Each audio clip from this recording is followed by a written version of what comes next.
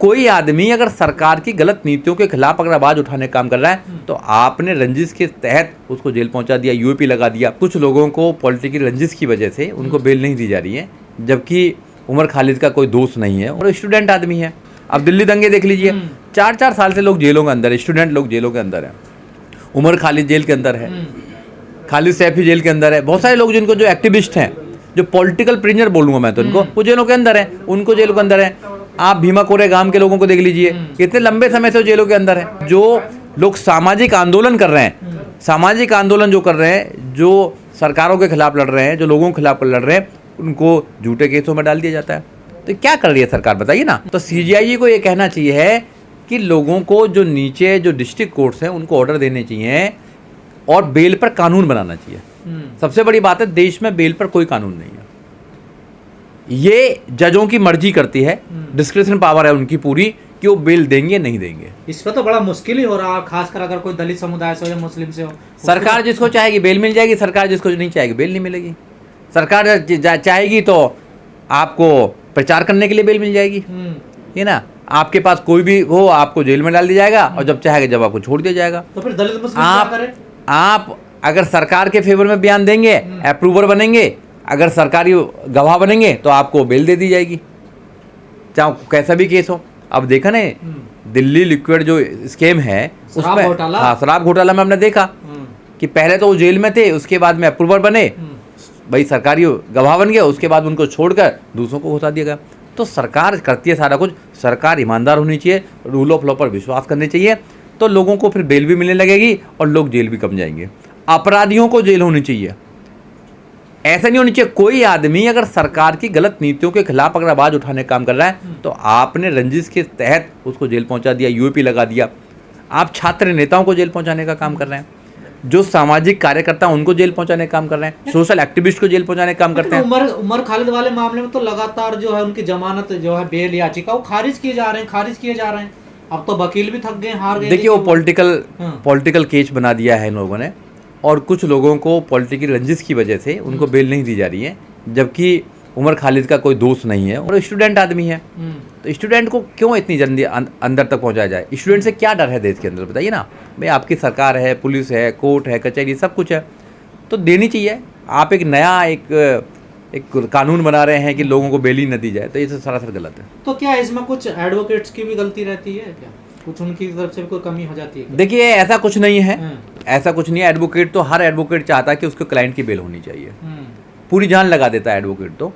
मगर कोर्ट्स और कोर्टों की क्या मजबूरियां कि जो लोगों को बेल नहीं दे रहे हैं, तो कोर्ट जाने इस बात के लिए, क्योंकि कोर्ट को पूरी पावर है बेल देने की, किसको बेल दे सकते किसको बेल नहीं दे सकते, कोर्ट की पूरी पावर है। इसलिए हम लोग तो डिमांड कर रहे हैं कि बेल पर, खासकर बेल पर कानून बनना चाहिए देश के अंदर, कि किसको कितने दिन तक अंदर रखा जाएगा, ये तो होना चाहिए ना।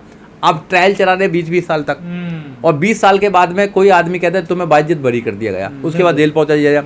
अब देखो लेटेस्ट जो है, जो संदीप वाल्मीकि हैं, उनका लेटेस्ट है कि उन पर झूठे आरोप लगाए गए, जेल में उनको गया, उनका पूरा शोषण किया गया, उनका पॉलिटिकल कैरियर खत्म करने की कोशिश की गई, बदनाम किया गया, और आज वो बाइज्जत बरी हो गए।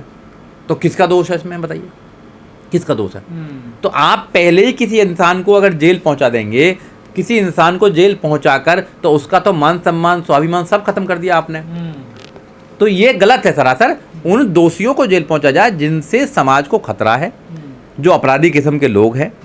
अगर कोई झूठी एफआईआर करता है या कोई छोटे मोटे पिटी केसेज हैं, उनमें इतनी आसानी से नहीं पहुंचाया जाए। वैसे तो सुप्रीम कोर्ट का एक आदेश भी है, अरविंद कुमार बरसी स्टेट ऑफ उत्तर प्रदेश, 7 साल के जो केस हैं, 7 साल से नीचे जिनकी सजा है, उनमें तो ये ऑर्डर है कि भाई पुलिस ही बेल दे दी जाए, मगर पुलिस बिना पैसे के बेल नहीं देती है।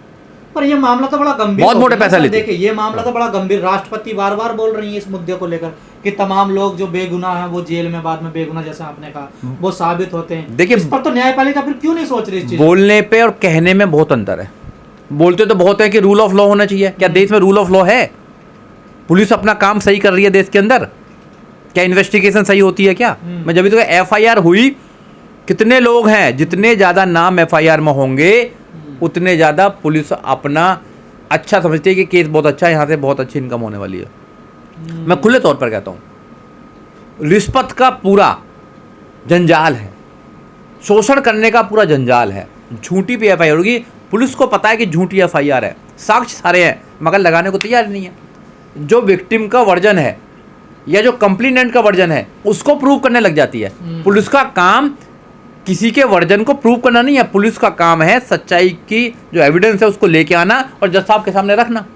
जज साहब डिसाइड करेंगे कि क्या सही है क्या गलत है। वो पहले ही माइंड बना लेते हैं कि जो कंप्लेनेंट का वर्जन है, जो कंप्लेनेंट कह रहा, हमें उसके अकॉर्डिंग इन्वेस्टिगेशन करनी है। एक्यूज की तो बात ही नहीं सुनी जा रही, तो फिर जेल में तो लोग जाएंगे ही जाएंगे ज़्यादा। फिर ये कहना क्या है इसका फिर रास्ता है, बेल पर कानून बनना चाहिए, इन्वेस्टिगेशन अच्छी होनी चाहिए, इन्वेस्टिगेशन ऑफिसर्स को अच्छी ट्रेनिंग देनी चाहिए, उनको कहना चाहिए कि आपके पास में जितने भी एविडेंस आए उनको सबको कलेक्ट कीजिए, जो काम है इन्वेस्टिगेशन ऑफिसर का, और उनको जज साहब के सामने लेकर जाइए। ऐसा नहीं है कि अगर एक इंसान को बरी करने के लिए या उसको निर्दोष साबित करने के कुछ अगर सबूत आते हैं तो उनको तुम छुपा लेते हो, उनको विटनेस ही नहीं बनाते हो। अपने तरफ के लोगों को विटनेस बनाकर एक ऐसी स्टोरी वहाँ पे आप देते हो कि वो कई साल तक, 10 साल 20 साल तक चलती है और एक आदमी को शोषण होता रहता है। पहले जेल में शोषण होता है, फिर कोर्ट में शोषण होता है, समाज में शोषण होता है, उसका मेंटल जो स्टेटस है वो ख़राब हो जाता है, उसका जीवन ख़राब कर देते हैं एक केस के चक्कर में। इसलिए बेल बहुत ज़रूरी है।